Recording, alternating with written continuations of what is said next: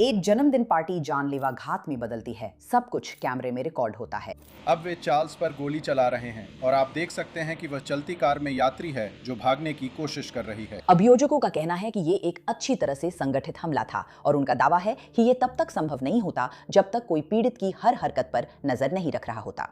कि उसने इस आदमी का पीछा किया, उसे देखा, अपने सह आरोपियों को अपने कार्यों और शब्दों से प्रोत्साहित किया और हर तरह से मदद की। और फिर घटना के बाद उसने इस साजिश का बचाव करने के लिए जो कुछ भी कर सकती थी सब कुछ किया। जब प्रतिवादी की बारी आती है अपनी बात रखने की, तो वो जोर देती है कि वो निर्दोष है। क्या आपका चार्ल्स जोन्स की हत्या में कोई हाथ था? नहीं, मैंने ऐसा नहीं किया। टैंपा में किसी ने आपको चार्ल्स जोन्स को मारने की साजिश के बारे में बताया था? नहीं, उन्होंने नहीं बताया। अब एक जूरी को तय करना है कि क्या वह सिर्फ एक डरी हुई प्रेमिका है जो बीच में फंस गई या फिर एक घातक साजिश की साथी है। हम जूरी। पहले आरोप के बारे में हम इस प्रकार पाते हैं। महिला अपराधियों के इस एपिसोड में आपका स्वागत है। मैं एलिजाबेथ मिलनर हूं। स्पॉटिफाई प्रीमियम सब्सक्राइबर को मेरी वीडियोस पर विज्ञापन नहीं दिखेगा। जैक्सनविल फ्लोरिडा में इस हफ्ते की महिला अपराधी एलिशा लाटोया एंड्रयूज से मिलते हैं। एलिशा का जन्म 9 फरवरी 2003 को हुआ था और उन्होंने हमेशा जैक्सनविल फ्लोरिडा को अपना घर बताया है। 2021 की गर्मियों में हाई स्कूल से ग्रेजुएट होने के बाद एलिशा को इजाया चांस नाम के एक लड़के से लगाव हो जाता है। आप उसके बारे में क्या जानते थे? उसकी एक बहन थी जिससे मैं बहुत करीबी नहीं थी लेकिन जान पहचान थी, ऑरेंज हाई स्कूल में। और जब आपने मई 2021 के बाद डेटिंग शुरू की तो वो रिश्ता कितने समय तक चला? वो ज़्यादा लंबा नहीं चला। हमारा रिश्ता कभी था कभी नहीं था। एलिशा के मुताबिक आइजाया बहुत कंट्रोलिंग था। वो तय करता था कि एलिशा क्या पहनेगी और सोशल मीडिया पर क्या पोस्ट करेगी। एलिशा कहती हैं कि कभी-कभी आइजाया शारीरिक रूप से हिंसक हो जाता था। ऐसा लग रहा था जैसे वो मुझे मानसिक रूप से नियंत्रित कर रहा था। मैं चाहती थी कि जाऊं, पर नहीं जा पा रही थी। जब तक आप खुद उस स्थिति में ना हो, समझना मुश्किल है। हर बात छोड़ना आसान नहीं होता। मैं भी जवान हूँ। वो मुझसे कहता था, तुम्हें कोई नहीं चाहता, कोई नहीं चाहेगा, और ऐसी बातें करता था। फिर मैंने सोचा ठीक है, मैंने समझौता कर लिया। उनका साथ रहना और अलग होना कई साल चलता रहा, पर 23 जून 2024 को सब बदल गया। एलिशा बताती हैं कि उनके बॉयफ्रेंड आइजाया टैंपा फ्लोरिडा जाना चाहते थे, जो जैक्सनविल से 3 घंटे दूर है। एलिशा भी साथ जाना चाहती थी और वे अकेले नहीं थे। आइजाया अपने भाई शॉन गैथराइट को भी साथ लाना चाहते थे। एलिशा, इजाया, शॉन कार में बैठते हैं। रास्ते में वे गैस स्टेशन और अपार्टमेंट कॉम्प्लेक्स पर रुककर डेवियन और रशाद मर्फी से मिलते हैं। समूह टैंपा की यात्रा करता है और उस रात करीब 8 बजे अपने पहले से बुक किए गए एयरबीएनबी पर पहुंचता है। एलिशा के अनुसार टैंपा पहुंचने के बाद इजाया और शॉन चले जाते हैं, लेकिन वो कहते हैं कि उसे नहीं पता वे कहां गए। वो एयरबीएनबी में रशाद और डेवियन मर्फी, जो कजिन है, के साथ रहती है, लेकिन एलिशा के लिए वो अजनबी हैं। आइजाया और शॉन के लौटने पर आइजाया एलिशा को शहर में रात बिताने ले जाता है।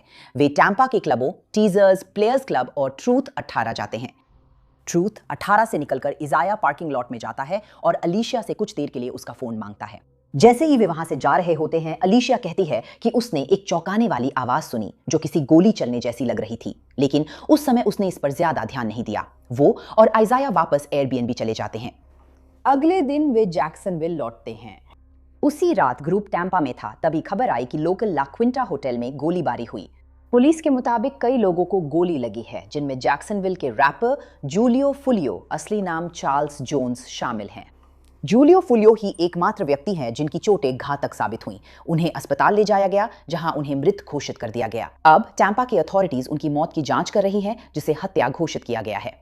जैक्सनविल में एलिशा को सोशल मीडिया पर जूलियो फुलियो की मौत की खबर याद है। गोलीबारी वाली जगह उन्हें खास लगती है। क्या आपने होटल को पहचाना? हाँ। और जब आपने उसे अपने सोशल मीडिया पर देखा तो आपने क्या सोचा? मेरा मतलब है, मैं उलझन में थी। मैं सोच रही थी शायद यही मैंने सुना था। जूलियो फुलियो जैक्सनविल में काफी मशहूर हैं और सिर्फ अपनी म्यूजिक के लिए नहीं। पुलिस के मुताबिक जूलियो फुलियो 6 ब्लॉक गैंग के सदस्य हैं, जो वर्षों से प्रतिद्वंदी गैंग एटीके के साथ जानलेवा संघर्ष में है। ये दुश्मनी सिर्फ सड़कों पर ही नहीं बल्कि ऑनलाइन भी देखने को मिली। डिस ट्रैक्स, इंस्टाग्राम लाइव्स और मृत दोस्तों का मजाक जांचकर्ताओं के अनुसार ये पता लगाने की कुंजी हो सकते हैं कि कौन जूलियो फुलियो की मौत चाहता था। वे निगरानी फुटेज निकालते हैं, मोबाइल फोन डेटा ट्रैक करते हैं, सोशल मीडिया पोस्ट खंगालते हैं और हत्या वाले वीकेंड पर जैक्सनविल से टैम्पा तक यात्रा करने वाले सभी लोगों का पता लगाना शुरू करते हैं। फिर 27 जुलाई 2024 को जांचकर्ता अजाया चांस के घर के दरवाजे पर दस्तक देते हैं। हाथ ऊपर करो, हाथ ऊपर करो। ठीक है, लोबी मेरी तरफ चलो, चलो। यहीं पे, यहीं चलो, चलो। औदा, हाँ, कुछ फोड़ा था। अरे अपने हाथ ऊपर रखो और मेरी तरफ चल कर आओ। अरे इधर आओ लड़के, तुम्हें बाई तरफ से वार लग सकता है। अपने हाथ ऊपर करो और मेरी तरफ चल कर आओ। पीछे हटो, ठीक है, घुटनों के बल बैठ जाओ। अपने हाथ अपनी पीठ के पीछे रखो। वहीं रुको, हिलना मत।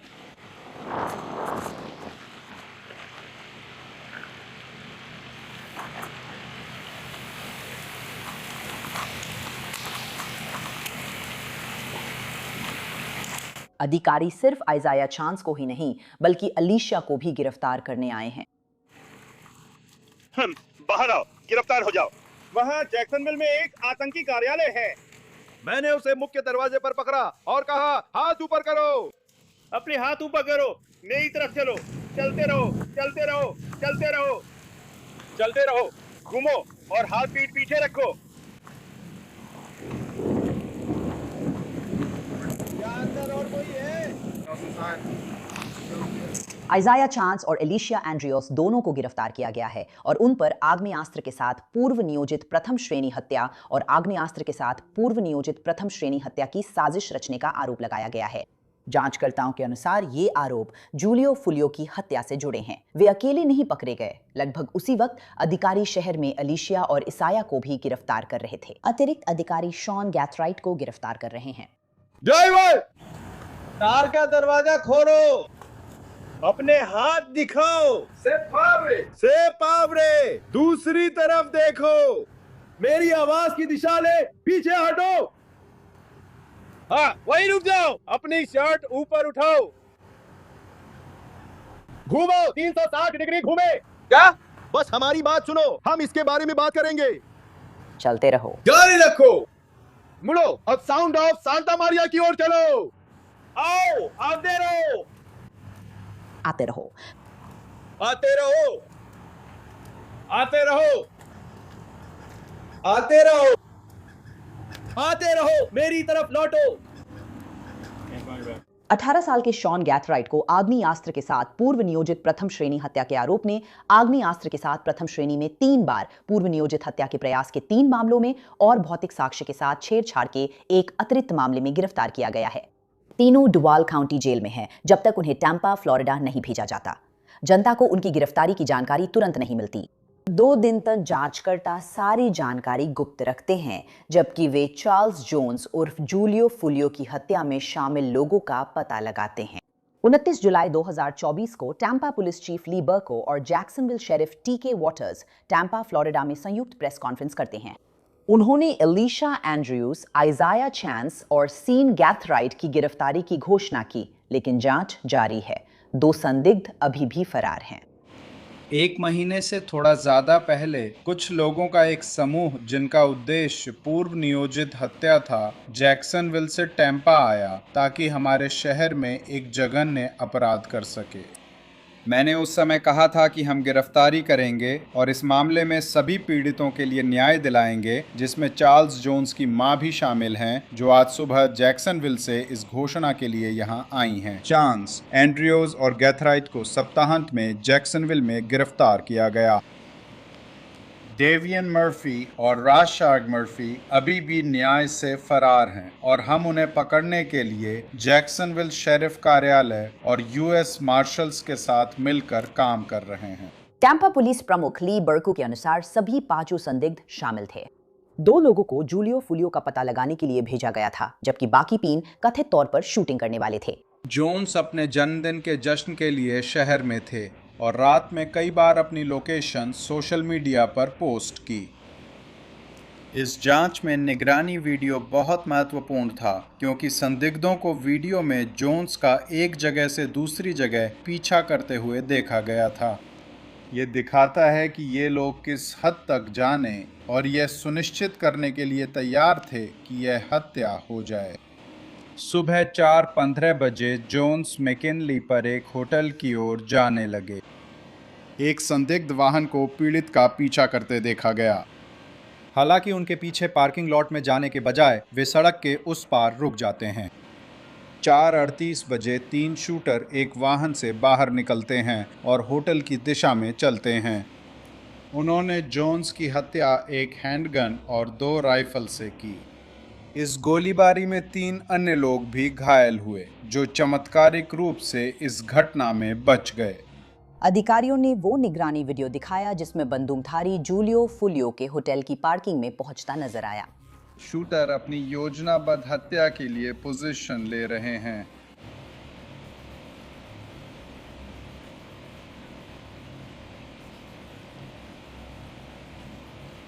अब वे चार्ल्स पर गोली चला रहे हैं। आप देख सकते हैं कि वह चलती कार में यात्री है और भागने की कोशिश कर रहा है। वे अब भी उस पर गोली चला रहे हैं। वह वाहन की आगे दाहिनी सीट पर है। उस वीडियो से साफ है कि वे क्या करने निकले और क्या योजना थी। जांच में बाद में पता चला कि तीनों हथियारबंद शूटर शॉन गैथराइट, राशार्ड मर्फी और डेवियन मर्फी थे। चीफ बर्कहॉफ ने कहा कि जासूसों ने लाइसेंस प्लेट रीडर, घटनास्थल की निगरानी फुटेज और मोबाइल फोन रिकॉर्ड से केस को जोड़ा। उन सबूतों ने उन्हें वाहनों का पता लगाने में मदद की जो आखिरकार संदिग्धों से जुड़ गए। फिर जांचकर्ताओं ने खुलासा किया कि उनके अनुसार हत्या के पीछे की वजह क्या थी। गैंगों के बीच लंबे समय से चली आ रही दुश्मनी। जासूसों का मानना है कि एटीके और 1200 ने जैक्सनविल में चल रही दुश्मनी के तहत जोन्स को निशाना बनाने के लिए मिलकर काम किया। मैं सभी को एक साफ संदेश देना चाहता हूं कि टैंपा शहर वो जगह नहीं है जहां आप अपना झगड़ा सुलझाने के लिए आना चाहेंगे। आप पर आरोप लगाए जाएंगे, आपको गिरफ्तार किया जाएगा और आप पर कानून की पूरी ताकत के साथ मुकदमा चलाया जाएगा। इसके अलावा अगर आप किसी गैंग के सदस्य हैं तो चुप्पी साध लेने से आपको कोई कथित छूट नहीं मिलेगी, क्योंकि हमारे जासूस गिरफ्तारी के लिए जरूरी सबूत ढूंढ लेंगे और हर किसी को जिम्मेदार ठहराया जाएगा। जांच में पता चला कि इजाया चांस एटी के सदस्य हैं, जबकि रशाद मर्फी 1200 गैंग के सदस्य हैं। जांचकर्ताओं के अनुसार उनके चचेरे भाई डेवियन मर्फी 60,200 गैंग के सहयोगी हैं। अधिकारियों ने नहीं बताया कि अलीशा एंड्रयूज या शॉन गैथराइट गैंग के सदस्य हैं या नहीं, लेकिन सभी संदिग्धों को जिम्मेदार ठहराने की बात कही, चाहे उन पर गोली चलाने का आरोप हो या नहीं। हालांकि 5 लोगों पर हत्या का आरोप लगाया गया है। इन 5 आरोपियों के बीच योजना और समन्वय का स्तर वाकई चौंकाने वाला था। यह स्पष्ट है कि वे सभी टैंपा आने का एक ही मकसद लेकर आए थे, और वो था हत्या करना। हमें यह नहीं भूलना चाहिए कि हर हत्या के मामले में निर्दोष पीड़ित वे प्रियजन होते हैं जो पीछे छूट जाते हैं। प्रशंसक उसे जूलियो फुलियो कहते, पर मां के लिए वह चार्ल्स था। अधिकारियों की प्रेस कॉन्फ्रेंस के अगले दिन रशाद मर्फी गिरफ्तार हुए। जैक्सनविल शेरिफ कार्यालय द्वारा पोस्ट किया गया वीडियो दिखाता है कि कानून प्रवर्तन अधिकारी, जिसमें स्वॉट यूनिट्स भी शामिल हैं, एक स्थानीय अपार्टमेंट परिसर को घेर लेते हैं जहां वो कथित तौर पर छिपा हुआ था। राशाद ने आत्मसमर्पण किया, पर उसका चचेरा भाई डेवियन अब भी लापता है। डेवियन मर्फी को 6 महीने फरार रहने के बाद जनवरी 2025 में ही कानून प्रवर्तन ढूंढ पाता है। शेरिफ कार्यालय के अनुसार 27 वर्षीय डेवियन को गैंग यूनिट और यूएस मार्शल्स ने जैक्सनविल के एक अपार्टमेंट में छुपे पाए जाने पर गिरफ्तार किया। सभी 5 आरोपियों को टैंपा, फ्लोरिडा प्रत्यर्पित किया जाता है और उन्हें मुकदमे की प्रतीक्षा में हिल्सबरो काउंटी जेल में रखा जाता है। अलीशिया एंड्रियस को जनवरी 2025 में सबसे पहले मुकदमा झेलना था। बचाव पक्ष ने त्वरित मुकदमे के अधिकार को छोड़ने की याचिका दी क्योंकि अलीशिया इजाया के बच्चे के साथ गर्भवती है। याचिका में वकीलों ने बताया कि उसकी डिलीवरी 16 फरवरी 2025 को है और वो बच्चे को जन्म देती है। अक्टूबर 2025 के अंत में एलिशिया ने आखिर मुकदमे का सामना किया। अभियोजन पक्ष के अनुसार एलिशिया टैंपा बस यूं ही साथ नहीं गई थी। अभियोजकों के अनुसार उसने गोलीबारी से पहले पीड़ित को ढूंढने में मदद की और बाद में पुलिस को गुमराह किया। सबूत दिखाएंगे कि उसने पुलिस को कई बार झूठे बयान दिए। सबूत दिखाएंगे कि उसने इस इंटरव्यू में बार बार उनसे झूठ बोला। उसने इन गैंग्स के बारे में अपनी जानकारी को लेकर भी झूठ बोला। हुलियो फुलियो कौन है, इस बारे में भी उसने झूठ बोला। और आप सबूतों में देखेंगे कि न सिर्फ वो जानती है कि वो कौन है, बल्कि वो कई सालों से जानती है कि वो कौन है। उसके मन में उसके लिए दुश्मनी है, ये आप सबूतों में देखेंगे। वो साधारण तथ्यों पर भी झूठ बोलती है जिन्हें आसानी से गलत साबित किया जा सकता है। यानी वो इस आदमी को जानने के बारे में झूठ बोलती है। शॉन गैथराइट, वो व्यक्ति जिसके घर से वो टैंपा आने के लिए निकली थी, वो व्यक्ति जो शेवी इम्पाला चला रहा था, जिसमें वो 22 तारीख को लगभग 3 घंटे 30 मिनट तक बैठी रही और टैंपा जा रही थी। उसे उस व्यक्ति की फोटो दिखाई जाती है जो उसके बॉयफ्रेंड आइजाया चांस का सबसे अच्छा दोस्त था। मुझे नहीं पता वो कौन है, मुझे नहीं पता, मुझे नहीं पता, मुझे नहीं पता वो कौन है। और आप सबूतों में देखेंगे कि ये झूठ बड़े बेझिझक झूठ हैं। हम इसे इस अदालत में सबके सामने लाएंगे ताकि हर कोई इसकी बुरी, खतरनाक और हत्यारी प्रवृत्ति को देख सके, जान सके। ये उजागर हो जाएगा और इस आरोपी के पास राज्य के सबूतों से छुपने के लिए कोई नकाब नहीं बचेगा। इस मामले में सच सच अभियोजन पक्ष की बात पूरी होने तक पूरी तरह से साफ, एकदम स्पष्ट हो जाएगा। जब आप मिस एंड्रयूज को दोषी पाएंगे तो उन्हें आपके फैसले से बचाने के लिए कोई उबर ड्राइवर उन्हें वहां से ले जाने के लिए इंतजार नहीं कर रहा होगा। इन 4 आदमियों के साथ साजिश करने की दोषी और प्रथम श्रेणी हत्या की मुख्य सहभागी के तौर पर दोषी। और दोस्तों, राज्य के सबूत आप में से हर एक को आपके दिल की गहराई में यह महसूस करा देंगे कि यही सच है कि उसने इस दुष्ट और घृणित, निर्दयी हत्या की साजिश रची थी, कि उसने इस आदमी का पीछा किया, उस पर नजर रखी, अपने सह आरोपियों को अपने शब्दों और कामों से प्रोत्साहित किया, ठहरने की जगह ढूंढने की कोशिश की और हर तरह से मदद की। और फिर घटना के बाद उसने इस साजिश का बचाव करने के लिए जो कुछ भी कर सकती थी किया। बचाव पक्ष का कहना है कि एलिशा को नहीं पता था कि उसका बॉयफ्रेंड और सह आरोपी कथित तौर पर जूलियो फुलियो को मारने की योजना बना रहे थे। सप्ताहांत में चार्ल्स जोन्स की हत्या कर दी गई थी। एलिशा एंड्रयूज अपने बॉयफ्रेंड के साथ सप्ताहांत की यात्रा पर थी। सिर्फ एक ही मकसद था, अपने बॉयफ्रेंड के साथ रहना। दूसरा, एलिशा एंड्रयूज किसी गैंग में नहीं है। तीसरा, अपने बॉयफ्रेंड को छोड़कर एलिशा एंड्रयूज उस ग्रुप के किसी भी आदमी को नहीं जानती थी और उस ग्रुप के किसी भी आदमी ने एलिशा एंड्रयूज को नहीं जाना था। असल में अगर कोई साजिश थी भी तो एलिशा एंड्रयूज को उसकी जानकारी नहीं थी, क्योंकि वह उस ग्रुप में थी ही नहीं। एलिशा एंड्रयूज को नहीं पता था कि इनका मकसद हत्या करना था। नहीं, कोई भी सबूत नहीं है सिवाय इसके कि एलिशा एंड्रयूज अपने बॉयफ्रेंड के साथ रहने के लिए टैंपा आई थी। उस ग्रुप के सभी लोगों ने अपने फोन बंद कर दिए थे, सिर्फ एलिशा एंड्रयूज को छोड़कर। उन सभी ने काले रंग के कपड़े पहने थे। सिर्फ एंड्रयूज ही नहीं है। अगर राज्य की बात सही है तो वे सभी एयरबीएनबी के पिछले दरवाजे से अंदर गए थे। एलिशा एंड्रयूज मत नहीं। उन सभी ने बंदूकें लाई थी। पार्टी में एलिशा एंड्रयूज को छोड़कर पूरा समय एलिशा एंड्रयूज ही थी, जिसका एक ही मकसद था और वो था अपने बॉयफ्रेंड के साथ रहना। कभी भी उन लड़कों के ग्रुप में नहीं जो चार्ल्स जोन्स को मारने की साजिश कर रहे थे। जो आप जानेंगे वो ये है कि एलिशा एंड्रयूज को बिल्कुल भी जानकारी नहीं थी कि इन 4 लड़कों ने चार्ल्स जोन्स को मारने की साजिश रची थी। वजह यह थी कि उसे जानकारी नहीं थी क्योंकि वो उस ग्रुप में नहीं थी। वो उसे कभी कुछ पता नहीं था क्योंकि वो उस ग्रुप में नहीं थी। एलिशिया गैंग से संबंध से इनकार करती है, लेकिन जूरी उसकी दोस्त की गवाही सुनती है जो राज्य की गवाह है। दोस्त की पहचान या कैमरा पर दिखना सार्वजनिक नहीं हुआ, पर गवाही में उसने कहा कि एलिशिया ने बताया था कि अजाया का जैक्सनविल गैंग से संबंध था। क्या मैंने एलिशिया एंड्रयूज ने कभी आपसे कहा था कि इजाया चैंस किसी गैंग में था? उसने कहा था कि ऐसी अफवाहें थी कि वो गैंग में था। और उसने ये कब बताया था? वो बातचीत कब हुई थी? क्या वो जून 2024 से पहले की बात है? ये जून 24 से पहले की बात है, पर मैं तारीख नहीं बता सकती। क्या आपको वो गैंग याद है? मुझे लगता है वो NHG था।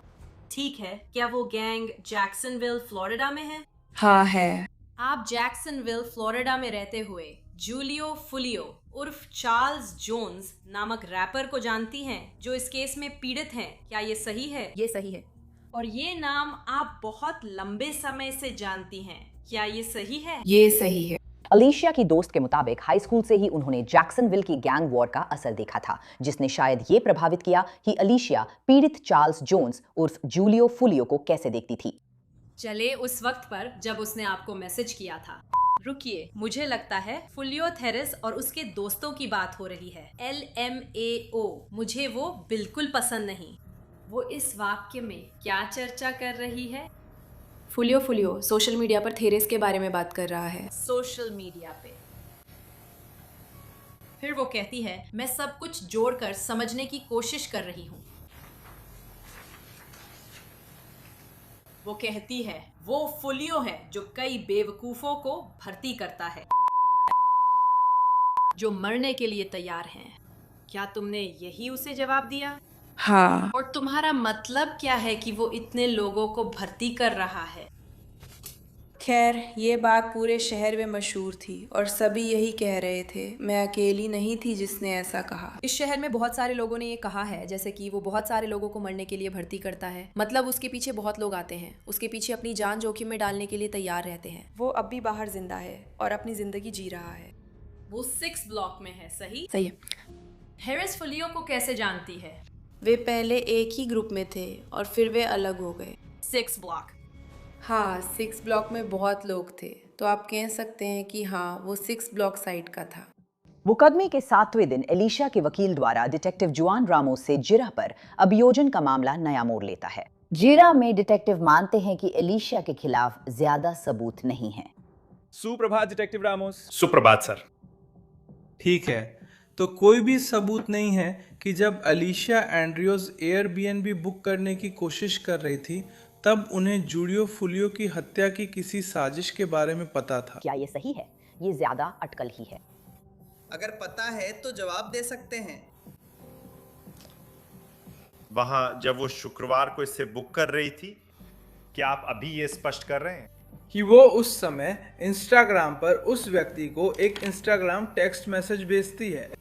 मैं ये नहीं कह सकता कि जब वो संदेश भेज रही थी उस खास समय उसके दिमाग में क्या चल रहा था। ठीक है, एलिशिया एंड्रयूज का कोई कबूलनामा नोट नहीं है जिसमें उसने हत्या की साजिश जानने की बात कही हो। क्या ये सही है? सही है सर। उसके फोन में ऐसा कोई संदेश नहीं है जिससे साबित हो कि वो जूलियो फुलियो चार्ल्स जोन्स की हत्या की साजिश जानती थी। क्या ये सही है? विस्तार से कहें तो नहीं। ठीक है, जब आप कहते हैं विस्तार से नहीं। क्या उसके फोन में ऐसा कोई संदेश है जिसमें कहा गया हो कि उसे जूलियो फुलियो चार्ल्स जोन्स को मारने की साजिश की जानकारी थी? मुझे उन संदेशों की जानकारी है जिनमें उसने मिस्टर जोन्स की मौत की चाहत जताई थी। क्या हत्या से 4 साल पहले भेजे गए उन संदेशों में कोई संकेत है कि उसे पता था कि चार्ल्स जोन्स 2024 के जून महीने की 23 तारीख को मरने वाला है? नहीं। और आपके पास यह निश्चित रूप से जानने का कोई तरीका नहीं है कि क्या उसे पता था कि चार्ल्स जोन्स की हत्या होने वाली है, सही है? मामले के दौरान सबूतों की संपूर्णता के आधार पर हाँ। आपको पता है, सबूत ये दिखाएंगे, आप उसकी जानकारी की ओर इशारा करेंगे कि वो अपराध में शामिल थी, उसकी भागीदारी। तो आपकी आज की दवाई है कि सबूत हैं। मुझे लगता है कि सबूतों की पूरी तस्वीर में आप जानते हैं कि एलिशा एंड्रयूज, आप निश्चित रूप से जानते हैं कि एलिशा एंड्रयूज को पता था कि चार्ल्स जोन्स मरने वाला है। फिर से एक विस्तृत स्वीकारोक्ति के अलावा कोई भी एकल सबूत का टुकड़ा नहीं है जो मुझे ये बता सके कि किसी के दिमाग में क्या चल रहा है। तो इस मामले में जो भी सबूत हमने इकट्ठा किए हैं उनके आधार पर एक अनुमान या तार्किक निष्कर्ष निकाला गया है। तो आप अनुमान लगा रहे हैं? ये सबूत है। जासूस रामोस की गवाही के बाद अभियोजन पक्ष अपना पक्ष समाप्त करता है और मामला बचाव पक्ष के हवाले कर दिया जाता है। गिरफ्तारी के बाद पहली बार एलिशा एंड्रयूज ने स्टैंड पर जाकर अपनी कहानी बताने का फैसला किया। ठीक है मिस एंड्रयूज, आप पर 2 आरोप हैं। एक है फर्स्ट डिग्री मर्डर और दूसरा है फर्स्ट डिग्री मर्डर की साजिश। क्या आपको पता था कि चार्ल्स जोन्स की मौत 23 जून 2024 को होने वाली थी? नहीं, मुझे नहीं पता था। क्या आपका चार्ल्स जोन्स की हत्या में कोई हाथ था? नहीं, मैंने ऐसा नहीं किया। टैंपा में किसी ने आपको चार्ल्स जोन्स को मारने की साजिश के बारे में बताया था? नहीं, उन्होंने नहीं बताया। अभियोजन के अनुसार अलीसिया और आइजाया ने 23 जून 2024 को जूलियो फुलियो का पीछा किया। वो निगरानी वीडियो में आइजाया के साथ टैंपा के नाइट क्लब्स में कोविड मास्क पहने दिखती है। एलिसिया कहती है कि उसके मास्क पहनने की खास वजह थी। मैं उस समय गर्भवती थी, इसलिए मैं कोई भी धुआं नहीं सूंघना चाहती थी और किसी भी स्वास्थ्य समस्या से बचना चाहती थी। क्या आपने पहचान छुपाने को मास्क पहना था? नहीं। रिपोर्ट्स के अनुसार एलिशिया ने भी ऐसी ही कहानी बताई है। अपनी पुलिस पूछताछ के दौरान उन्होंने कथित तौर पर खुलासा किया कि उन्होंने क्लब के अंदर मास्क पहना था क्योंकि वो अपने अजन्मे बच्चे की चिंता कर रही थी। क्या आप उसके बाद कहीं और गए थे? हाँ। फिर आप कहाँ गए? ट्रूथ 18। उस समय क्या आपको पता था कि ट्रूथ 18 क्या है, उसका नाम क्या है? नहीं। क्या आपको पता था कि वहाँ कौन होने वाला है? नहीं। क्या आपने आइजाया को ट्रूथ 18 जाने को कहा था? नहीं, उसने खुद ही वो चला था। क्या उसने आपसे वहां जाने की इजाजत मांगी थी? नहीं। ट्रूथ 18 पर पहुंचने पर आप क्या करते हैं? पहले बैठते हैं, फिर बाहर निकलते हैं। वो चलने लगता है और मेरे पास फ़ोन होने से मैं उसके पीछे चलती हूँ। क्या आपको पता है कि जब वो आपके फ़ोन पर था तो क्या उसने किसी से बात की? हाँ। क्या आपको पता है वो लोगों से बात करने के लिए कौन से ऐप्स यूज़ करता है? नहीं, मुझे तब पता नहीं था। क्या आपको पता है वो फेस टाइम पे किसी से बात कर रहा है? मुझे लगता है कि वो क्लब में एक बार फेस टाइम पर था। ट्रूथ 18 में? हाँ। एलिसिया बताती हैं कि क्लब ट्रूथ 18 से निकलकर आइजाया यूनिवर्सिटी ऑफ साउथ फ्लोरिडा की पार्किंग गया। वहां उसने कार से उतरकर फोन किया। उसके ऐसा करने पर आपको अजीब लगा? हाँ। क्या आपको उस समय पता था कि वो शायद किसी को मारने की कोशिश कर रहा है? नहीं, मुझे नहीं पता था। क्या उसने आपको ये बताया था? नहीं। जब वो कार से बाहर निकलता है तो वो कितनी देर तक कार के बाहर रहता है? मुझे लगता है ये सिर्फ कुछ मिनटों का था, ज़्यादा लंबा या चक्करदार नहीं था। एलिशिया गवाही देती है जब आइजाया कार में लौटता है। वो नहीं जानती क्या कहे, तभी आइजाया अजीब ढंग से गाड़ी चलाता है और रेड लाइट पार कर देता है। अरे तुम्हारे दिमाग में क्या चल रहा था? वो पाब्लो की तरह गाड़ी क्यों चला रहा है? क्या तब तुमने उससे कुछ कहा? हाँ, मैंने कहा तुम कहाँ जा रहे हो? क्या तुमने उसकी तरफ देखा? हाँ। और वो क्या कर रहा था? वो फोन पकड़े गाड़ी ये गिला रहा था। क्या वो कह रहा था? क्या वो किसी से बात कर रहा था? नहीं। जब वो फोन क्यों पकड़े हुए था? मुझे लगता है वो मैसेज में कुछ देख रहा था। उस समय क्या आपको पता था कि वो क्या कर रहा था? नहीं। क्या आपको पता था कि वो कहाँ जा रहा था? नहीं। क्या उसने आपसे किसी पर नजर रखने को कहा? नहीं, उसने नहीं कहा। क्या उसने कहा था पता करो जूलियो फुलियो कहाँ है? नहीं, उसने मुझे कभी ऐसा नहीं कहा। ठीक है। और आप उस पार्किंग लॉट में कितनी देर तक थे? ये बहुत जल्दी हुआ, वो बस मुड़ गया। ठीक है। क्या वो कार से निकला और किसी से बात की? नहीं। क्या आप कार से बाहर निकले और किसी से बात की? नहीं। और जब आप पार्किंग लॉट से निकलते हैं तब क्या होता है? वो 2 सड़कों आगे चला जाता है। क्या कुछ सुनाई दे रहा है? हाँ, मैंने गोलियों की आवाज़ सुनी थी। ठीक है, आपने जो गोली चलने की आवाज़ें सुनी उनके बारे में बताएं।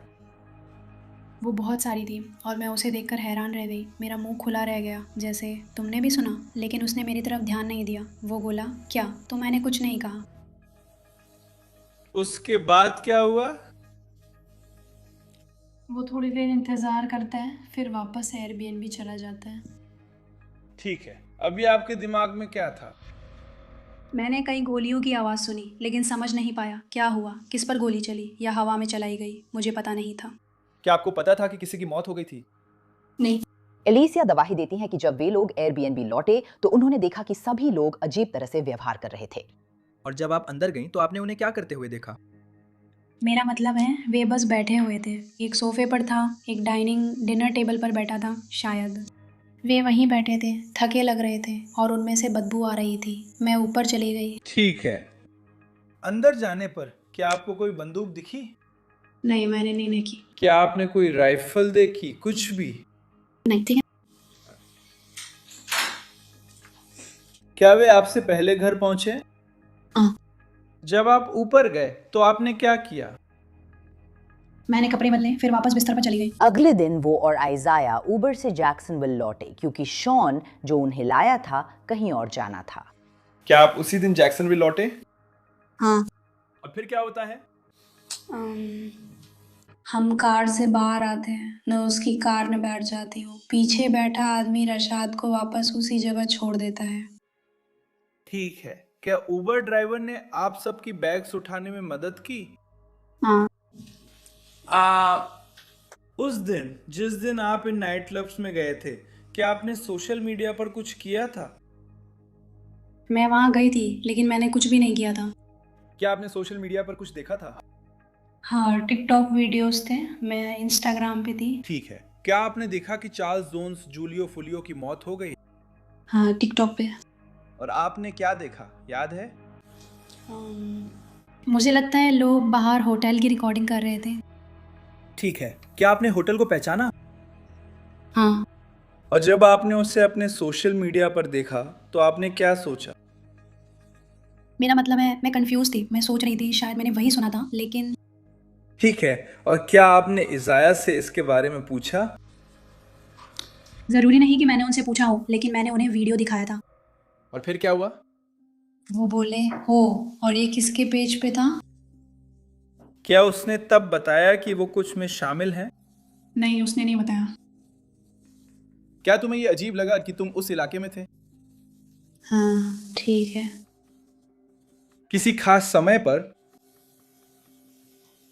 क्या आपको लगता है कि जो लोग वहां थे, जो एयरबीएनबी में थे, उनका इससे कोई लेना देना था? मेरा मतलब है उस वक्त वे लोग अजीब बर्ताव कर रहे थे, लेकिन मुझे नहीं लगा था कि उन्हें पता चलेगा। मैं उन्हें व्यक्तिगत रूप से नहीं जानती कि कह सकूं वे हत्यारे हैं, मतलब मैं नहीं जानती। एलिशिया कहती हैं कि पहली बार जासूसों ने उनसे तब बात की थी जब उनसे पूछताछ की जा रही थी, और जैसे ही जांचकर्ताओं ने उनसे जवाब मांगे उन्होंने तुरंत दबाव महसूस किया। जब आप इस पूछताछ कक्ष के अंदर थीं, क्या आपको कोई दबाव महसूस हुआ? शुरुआत में नहीं, लेकिन बाद में हाँ। क्यों? मेरा मतलब है वो मुझ पर बोल रहे थे और चिल्ला रहे थे, और मुझे ऐसा लगा जैसे मैं दो आदमियों के बीच घिर गई हूँ। डिटेक्टिव, क्या वो आप पर झुक रहे थे? हाँ। आपकी नजर में क्या वो आपको धमका रहे थे? हाँ। उसने आपको कैसी धमकियां दी थी? उसने कहा मैं अपनी बच्ची को नहीं देख पाऊंगी, जिंदगी जेल में ही कटेगी। उसने कहा था तुम दोबारा बाहर या नाखून बाल नहीं करवा पाओगी। उसने ऐसी कई बातें कही थी।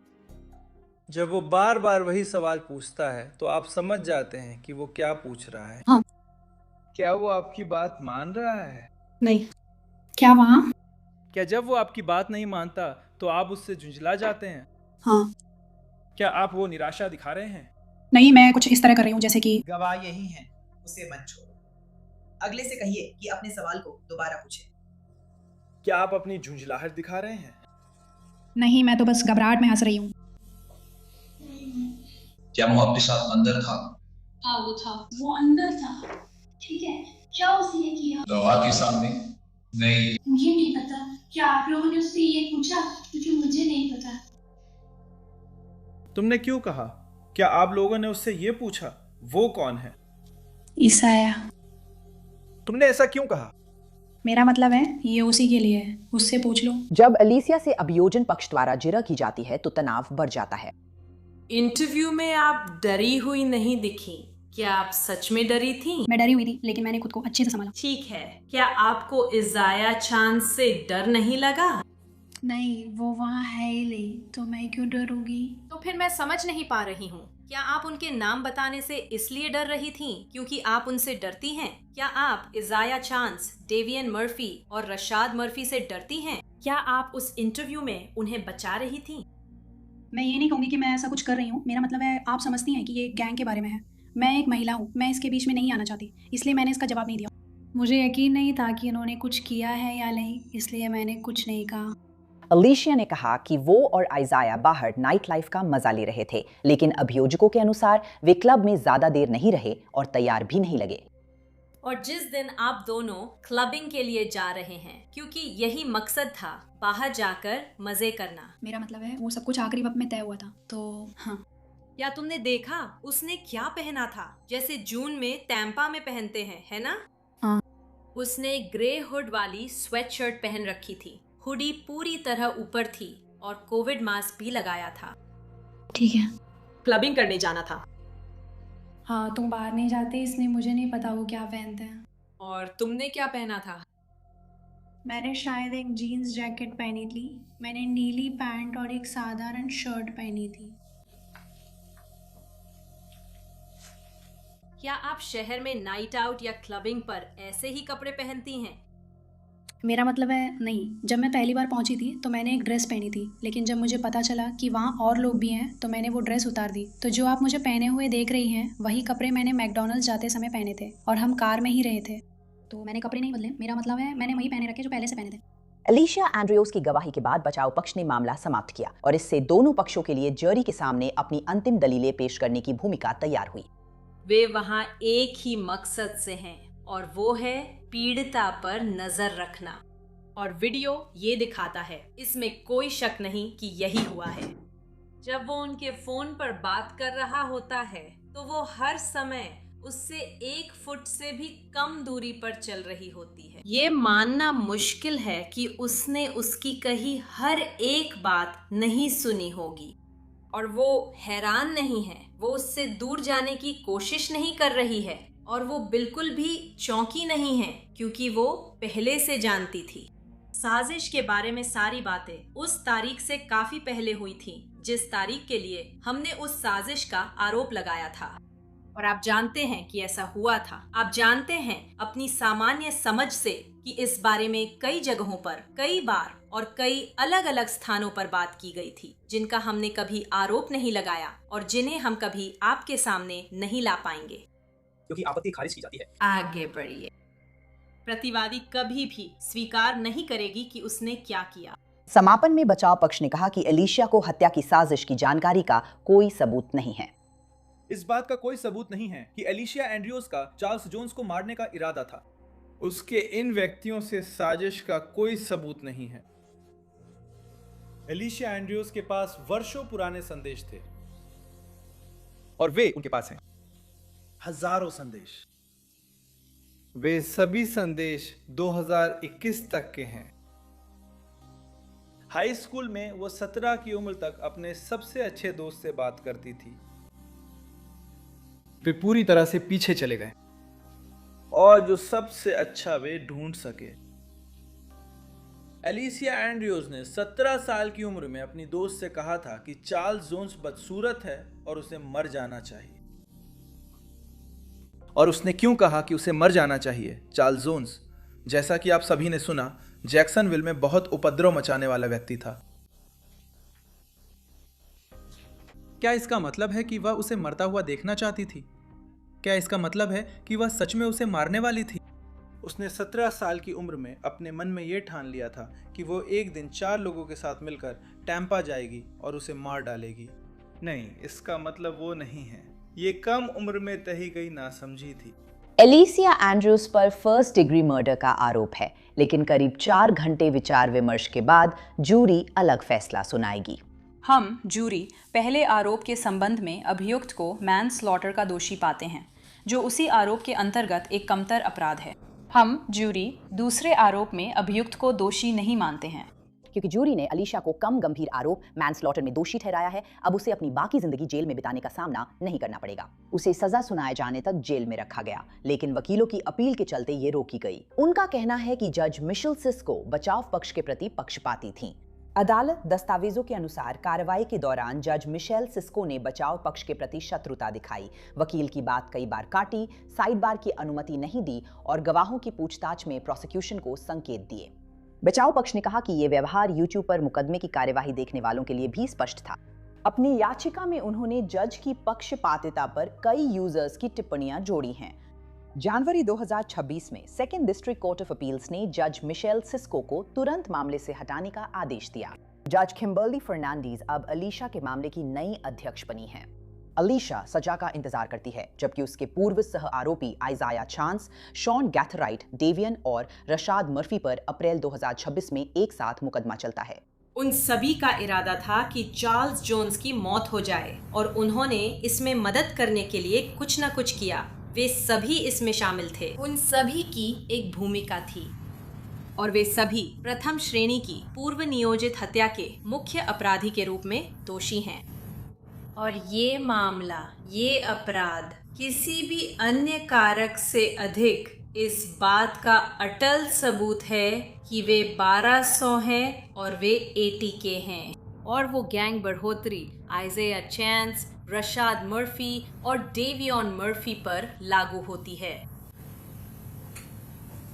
कि ये अपराध एक गैंग को फायदा पहुंचाने के उद्देश्य से किए गए थे। इसमें कोई शक कैसे हो सकता है? आपने वो वीडियो देखे थे जो चार्ल्स जोन्स की हत्या के एक दिन बाद पोस्ट किए गए थे? खेल खत्म, बस कर दो। सभी लोग 6 ब्लॉक को मारने का श्रेय ले रहे हैं। ये सबसे बड़ा खात्मा था जो 1200 और ATK कर सकते थे। और एक रैप वीडियो है जिसमें कहा गया है, खेल खत्म, तुम जंग नहीं चाहते। हर डिफेंस वकील अपने क्लाइंट के लिए दलील देता है। आइजाया चांस के वकील ने कहा कि उनके खिलाफ सबूत ज्यादातर परिस्थितिजन्य हैं। राज्य पक्ष आया और हमें बताया कि उनके पास एक तस्वीर है, उनके पास एक भरोसेमंद तस्वीर है जिसके बारे में वे आपको बताएंगे। एक साजिश, एक गैंग वॉर, 3 हत्यारे और एक निगरानी टीम, सब कुछ समन्वित, सब कुछ अनुशासित, और ये सब दूसरों के साथ साथ आइजाया चांस की ओर भी इशारा करता है। आपने अब तक राज्य पक्ष के सभी गवाह, सबूत और प्रदर्शन देख लिए हैं। वे आपसे कहते हैं कि मेरी समापन दलील के दौरान, राज्य पक्ष की समापन दलील के दौरान और जब आप कमरे में वापस जाकर फैसला सुना रहे हो तो खुद से एक सवाल पूछें। राज्य पक्ष ने ठोस सबूतों से साबित किया कि आइजाया चांस को हत्या की योजना की जानकारी थी, उसने उसमें भाग लेने की सहमति दी थी और हत्या को अंजाम देने के लिए कदम उठाए थे। क्या आप अनुमान के आधार पर दोषी ठहराना चाहते हैं? फिर भी कोई सबूत नहीं है कि आइजाया चांस ने गैंग के जरिए खुद को कोई लाभ पहुंचाया हो, कोई प्रमाण नहीं है। वे उसे मिस्टर कहते हैं। वे कहते हैं कि वह मिस्टर रिच ऑफ वॉर है क्योंकि उसे किसी तरह इसके लिए पैसे मिलते हैं। उन्होंने इनमें से किसी भी बात को साबित नहीं किया है, उन्होंने बस ऐसा नहीं किया है। 8 मई 2026 को जूरी ने बचे हुए 4 आरोपियों पर फैसला सुनाया। फ्लोरिडा राज्य बनाम आइजाया German chance, case number 24 CF 1968, trial division 1, फैसला फॉर्म। हम जूरी पहले आरोप और पीड़ित चार्ल्स जोन्स के संबंध में यह पाते हैं कि आरोपी लगाए गए आरोप के अनुसार प्रथम श्रेणी की हत्या का दोषी है। फ्लोरिडा राज्य बनाम Shawn Andre Gathright, case number 24 CF 196C, trial division 1, फैसला फॉर्म। हम जूरी पहले आरोप के संबंध में पीड़ित चार्ल्स जोन्स के लिए पाते हैं कि आरोपी पर लगाए गए आरोप के अनुसार वो प्रथम श्रेणी की हत्या का दोषी है। फ्लोरिडा राज्य बनाम Rashad Trevon Murphy, case number 24 CF 196D, trial division 1, फैसला फॉर्म। हम जूरी पहले आरोप के संबंध में पीड़ित चार्ल्स जोन्स के लिए पाते हैं कि आरोपी पर लगाए गए आरोप के अनुसार वह प्रथम श्रेणी की हत्या का दोषी है। फ्लोरिडा राज्य बनाम Davion Rashad Murphy, case number 24 CF 196E, trial division 1, फैसला फॉर्म। हम जूरी पहले आरोप के संबंध में पीड़ित चार्ल्स जोन्स के लिए पाते हैं कि आरोपी पर लगाए गए आरोप के अनुसार वह प्रथम श्रेणी की हत्या का दोषी है। Isaiah Chance, Sean Gathright, Rashad Murphy और डेवियन मर्फी को मौत की सजा मिलने की संभावना थी। ट्रायल की सजा निर्धारण चरण के बाद जूरी ने इन चारों को मौत की सजा नहीं दी, बल्कि बिना पैरोल उम्र कैद की सिफारिश की। दोष सिद्धियों के बाद एलिशा एंड्रयूज सजा सुनाए जाने के लिए फिर से कोर्ट रूम में लौटती हैं, जहां उनकी मुलाकात चार्ल्स जोन्स की मां से आमने सामने होती है। इस नुकसान का सदमा हर एक दिन मेरे साथ रहता है। कोई सजा चार्ल्स को नहीं लौटा सकती, लेकिन जवाबदेही जरूरी है। एलिशा का परिवार उसे बेच सकता है, वे उससे बात कर सकते हैं। वो अपने बच्चे को देख सकती है, लेकिन मैं अपने बच्चे को नहीं देख सकती। मुझे थोड़ी देर में कब्रिस्तान में उससे मिलने जाना है। मैं इस अदालत से अनुरोध करती हूँ कि हर सुर्खी के पीछे एक असली परिवार है जो स्थायी नुकसान झेल रहा है। मेरे बेटे की जिंदगी मायने रखती थी, वो फेंकने लायक नहीं था। इस हत्या से हुई भावनात्मक तबाही अदालत कक्ष से कहीं आगे तक जाती है और मेरी जिंदगी को हमेशा के लिए प्रभावित करेगी। अलीशिया ने अपनी सजा की सुनवाई के दौरान कुछ भी बोलने का फैसला नहीं किया। राज्य इस मामले को गंभीर मानता है और तर्क देता है कि कानून के कहतफ्त 15 साल की सजा मिलनी चाहिए, लेकिन बचाव पक्ष अभी भी नए मुकदमे की अपील कर रहा है। इसलिए उन्होंने हैरानी से अदालत से अनुरोध किया कि उसे पहले से काटी गई सजा का लाभ दिया जाए और उसके बाद 5 साल की प्रोबेशन दी जाए, लेकिन जज ने अभियोजन पक्ष का साथ दिया। तो अदालत ने जाहिर तौर पर ट्रायल ट्रांसक्रिप्ट्स, अदालत की फाइल, इस मामले के सभी सबूत, सज़ा से पहले की जांच रिपोर्ट, वकीलों की दलीलें और फैसला सज़ा सब कुछ देखने के बाद आरोपी को दोषी ठहराकर उसे फ्लोरिडा स्टेट जेल में 15 साल की सज़ा दी जाए। आपके पास फैसले और सज़ा के खिलाफ अपील करने के लिए 30 दिन हैं। अगर आप वकील रखने में असमर्थ हैं तो आपकी ओर से एक वकील नियुक्त किया जाएगा। रिकॉर्डिंग के समय अलीशा एंड्रयूज हिल्सबरो काउंटी जेल में थीं और उन्हें फ्लोरिडा की किसी राज्य जेल में भेजना बाकी था। आइजाया चांस, शॉन गैथराइट, डेवियन मर्फी और रशाद मर्फी, इन चारों आरोपियों को जून 2026 में बिना पैरोल उम्र कैद की सजा मिलने की उम्मीद है। इस एपिसोड में साथ जुड़ने के लिए धन्यवाद। मैं एलिजाबेथ मिलर हूं। अगले हफ्ते एक और महिला अपराधी के साथ फिर मिलेंगे।